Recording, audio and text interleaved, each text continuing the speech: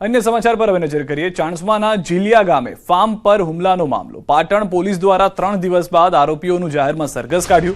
Police દ્વારા ચાણસ્મા શહેરમાં હિંસા ફેલાવનાર ગુંડાઓનું કાઢ્યું સરઘસ। પોલીસ દ્વારા 18 જેટલા આરોપીઓને જાહેરમાં ઢોરમાર મારવામાં આવ્યો। हिंसा फैलावनार गुंडाओने पुलिस जाहिर में मीठी पाक चखाड़ी चूकी है। तमाम गुंडाओने चाणस्मा बाद झीलिया फार्म खाते कराशे रिकन्स्ट्रक्शन। पुलिसे 18 आरोपीओं की धरपकड़ करी है। आ घटना के जे 24 कलाक पहला बनी थी। रात्रि दरमियान 18 થી 20 જેટલા गुंडाओ आवे छे। पुलिस ने पर पत्थरमारो करे छे। पुलिस त्यांथी भागती जोवा मळी रही है, परंतु त्यारबाद हवे पुलिस जे छे ते रही अने शक्ति प्रदर्शन करती जोवा मळी रही है। गुंडाओनी धाक सामे पुलिस त्यारे भागी गई हती अने हवे 3 દિવસ बाद गुंडाओनी सरभरा करवामां आवी रही है। मोटो पुलिस फोर्स, मोटो पुलिस काफलो त्यां आगळ जोवा मळी रह्यो छे। जाहेरमां दंडाथी मार मारवामां आवी रह्या छे। गुंडाओने पुलिसमां जाहेरमां ज मेथी पाक चखाडीने सरभरा करवामां आवी रही है। परंतु 3 દિવસ पहला जे घटना घटी हती तेना પડઘા પડ્યા। समग्र पंथकमां लोकोनो पुलिस उपर विश्वास डगमगी गयो कि जो पुलिस जे रक्षण माटे आवी हती ते ज भागी जशे तो जे व्यक्तिए फरियाद करी छे, जे व्यक्तिने रक्षणनी जरूर हती ते व्यक्तिनी शुं हालत थशे, ते व्यक्तिनुं शुं थशे।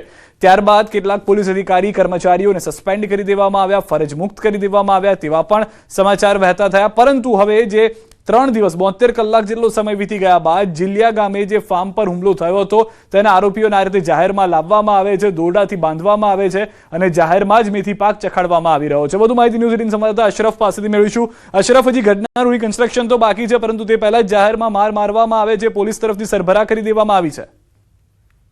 બિલકુલ સિદ્ધાર્થ, પાટણના ચાણસ્માના ઝીલિયા ગામે જે ઘટના બની હતી તેના માત્ર પાટણ પોલીસ પરંતુ સમગ્ર ગુજરાતની પોલીસને શર્મસાર કરે તેવી ઘટના હતી। કારણ કે ચાણસ્માના ઝીલિયા ગામે ભાવેશ રબારીના જે ખાનગી ફાર્મ હાઉસ હતો ત્યાં ભાવેશ રબારીના પ્રોટેક્શન માટે ચાણસ્માની પોલીસ ગઈ હતી, પરંતુ 18 થી 20 જેટલા લુખ્ખા તત્વો જે હાથમાં તીક્ષ્ણ હથિયાર લઈને આવે છે ત્યાં ખુદ રક્ષક જ પોતાને રક્ષા કરવામાં નિષ્ફળ રહ્યો। એટલે કે ખુદ પોલીસ જ લુખ્ખા તત્વો સામે લાચાર બનીને ત્યાંથી દોડી ગઈ હતી। એટલે આ ઘટનાએ સમગ્ર ગુજરાતની પોલીસને શર્મસાર કરી હતી। એટલે ઘટનાને 24 કલાક બાદ હવે તે તમામ આરોપીઓને પોલીસે ધરપકડ કરી અને ઓળખ પરેડ કર્યા બાદ હાલની સ્થિતિએ ચાણસ્મા શહેરમાં સરા જાહેરમાં સરઘસ કાઢવામાં આવ્યો છે અને લાઠીચાર્જ કરીને તમામ આરોપીઓને મીઠી પાક ચખાડવામાં આવે। પરંતુ સીધા સૌથી મહત્વની વાત છે કે જે સમયે સમગ્ર ઘટના બની હતી ત્યારે પોલીસ લાચાર બનીને ત્યાંથી દોડી ગઈ। એટલે કે સમગ્ર ન માત્ર પાટણ પરંતુ ગુજરાત પોલીસ પરથી આમ લોકોનો ક્યાંક વિશ્વાસ ડગમગી ગયો હતો। ત્યારે હવે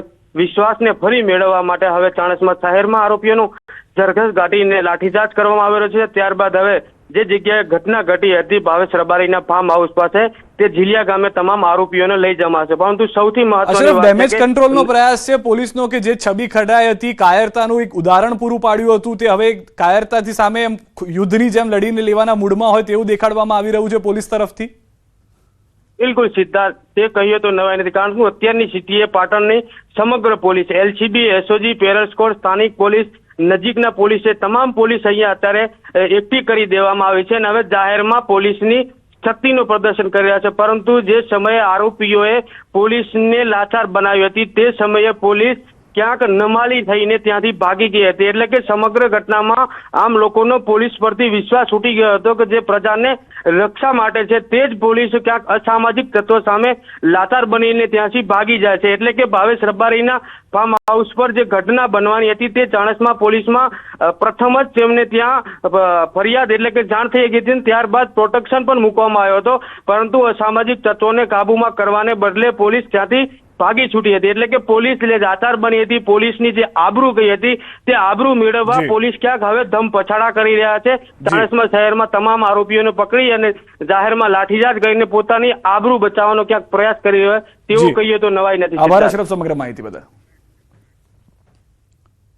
પાટીદાર આગેવાન અલ્પેશ કથિરિયાનું ભાજપને સમર્થન। સ્થાનિક સ્વરાજની ચૂંટણીને લઈને આપ્યું છે સમર્થન। પાટીદાર સમાજ કોંગ્રેસ કે આપને વોટ નહીં આપે, વિપક્ષને એક પણ સીટ નહીં મળે, અલ્પેશ કથિરિયાએ દાવો કર્યો છે। SMCમાં ભાજપને 100% સીટ મળવાનો દાવો, તમામ બેઠક ઉપર ભાજપનો ભગવો લહેરાશે તેવી પણ વાત કરી છે। અને આ પોસ્ટ આપ જોઈ રહ્યા છો જે સોશિયલ મીડિયા પર મૂકી છે, મિશન સંપૂર્ણ કેસરીઓ અને @SMC લખીને તેઓએ પોસ્ટ કરી છે। સ્પષ્ટ કરી દેવામાં આવ્યું છે કે ભગવો કરવાનો છે, મિશન સંપૂર્ણ ભગવો @SMC એટલે કે એના એકાઉન્ટને ટેગ કરવામાં આવ્યું છે અને કહેવામાં આવ્યું છે કે આ વખતે ના આપને ના કોંગ્રેસને કોઈ પણ બેઠક નહીં મળે, પાટીદારો તમામ મત જે છે તે ભાજપને કરશે। કોંગ્રેસનું તો અસ્તિત્વ જ નથી, 0 સીટ ઉપર લડી રહી છે. છેલ્લા ઘણા સમયથી 0 સીટ છે. અને આપને પણ જ્યારે પાસને કોંગ્રેસના જે માહોલમાં એને તકની લાભ મળી હતી, એટલે તકનો ફાયદો હતો. એમાંથી પણ આજે ગણિયા ગાંઠિયા કોર્પોરેટરો વધ્યા છે. ત્યારે સંપૂર્ણ સુરતને અંદર આવનારા દિવસમાં ભગવો કઈ રીતે લહેરાય. 10 વર્ષથી આ વિસ્તારની અંદર, કોર્પોરેશનના વિસ્તારની અંદર પાટીદાર સમાજને સૌરાષ્ટ્રની જ્યાં વસ્તી વસે છે એવા વિસ્તારની અંદર કોંગ્રેસ અને આપનું શાસન રહ્યું છે. જેનાથી વિસ્તારને પણ ઘણા બધા નુકસાન રહ્યા છે. 2-3 ગણિયા ગાંઠિયા કોર્પોરેટરને બાદ કરતા કોઈ પણ કોર્પોરેટરે 5 વર્ષમાં આવ્યા કોઈ કાર્ય કર્યા નથી. સ્થાનિક સ્વરાજની આગામી ચૂંટણીને લઈને ભાજપ દ્વારા કમલમ કાર્યાલય ખાતે મહત્વપૂર્ણ બેઠક યોજાઈ. બેઠકમાં આવનારી ચૂંટણી માટે વ્યૂહરચના તૈયાર કરવા સાથે પ્રચાર, પ્રવાસ અને સંચાલન જેવા મુદ્દાઓ પર વિસ્તૃત ચર્ચા કરવામાં આવી, જેમાં પ્રદેશ અધ્યક્ષ જગદીશ વિશ્વકર્માની અધ્યક્ષતામાં ચૂંટણી સમિતિ ચર્ચા કરી હતી. ગોરધન ઝડફિયાની આગેવાનીમાં 8 સભ્યોની પ્રદેશ ચૂંટણી કમિટી રચવામાં આવી છે, જ્યારે શહેર અને જિલ્લા સ્તરે પણ 4 સભ્યોની કમિટીઓ બનાવવામાં આવી છે. ભાજપ દ્વારા ચૂંટણીને લઈને સંગઠનને મજબૂત બનાવવાના પ્રયાસો તેજ બનાવાયા છે.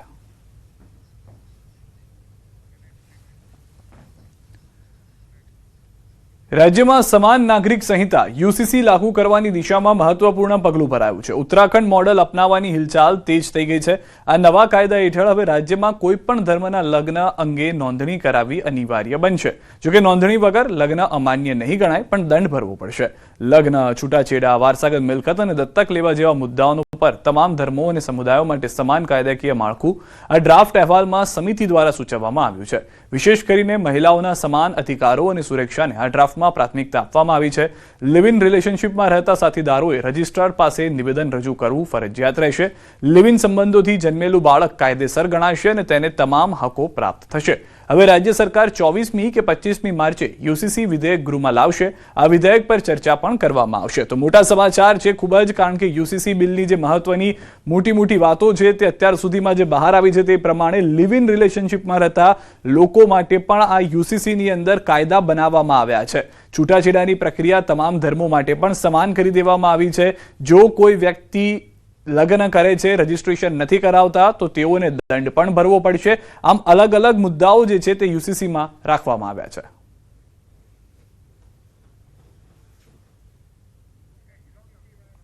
વધુ માહિતી ન્યૂઝ 18 સંવાદદાતા ગૌતમ પાસેથી મેળવીશું. ગૌતમ, 24 કે 25મી વિધેયક આવી શકે છે, ચર્ચા કરવામાં આવી શકે છે તેને લઈને, પરંતુ કયા મહત્વના મુદ્દાઓ કે જે આની અંદર સૂચવવામાં આવ્યા છે કમિટી દ્વારા?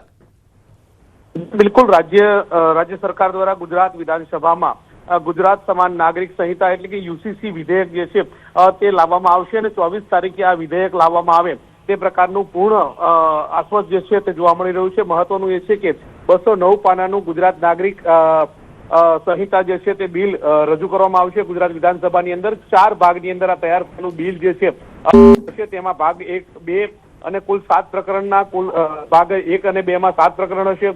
ભાગ 3 માં લિવ ઇન રિલેશન તથા ભાગ 4 ની અંદર અમલમાં આવી શકે છે તે પ્રકાર